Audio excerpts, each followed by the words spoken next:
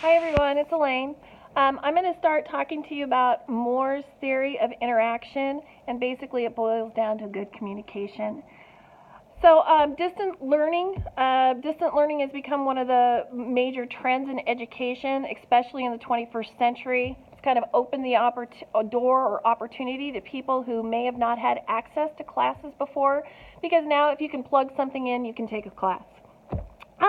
But the proper way to design a class has to include Moore's theory of interaction.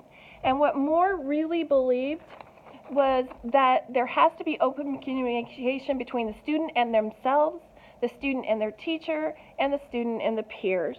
I found a pretty interesting quote written by Ruth Clark and Richard Mayer in their book, E-Learning and the Science of Instruction.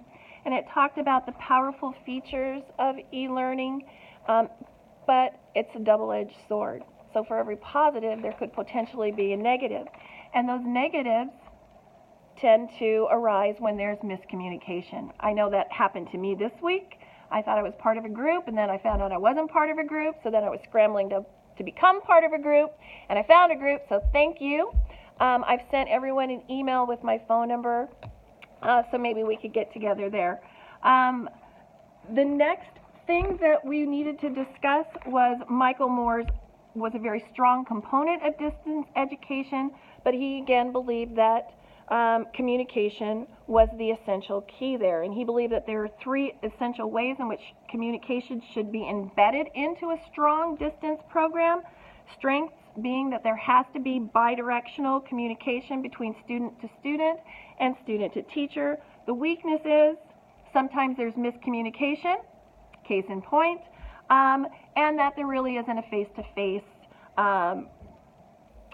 strength and bond that comes when you have a conversation and have to look in someone's eyes. The three types of interaction are learner-content interaction, and that really is the defining characteristic of education, meaning that students have to have some type of self-efficacy when they're taking a distance learning education, that the projects that they're doing are aimed at learning, not entertaining. The next level, he said, was learner and structure interaction, and that really is the frequency and intensity of the teacher's influence over the learners, and this can be done through teleconferencing, online learning, direct instruction, which really doesn't involve distance education, but the professor is more of a facilitator. And then finally, the last component was learner to learner, and that's where you have to have strong communication between your peer groups, and this is really important, especially when you're doing projects.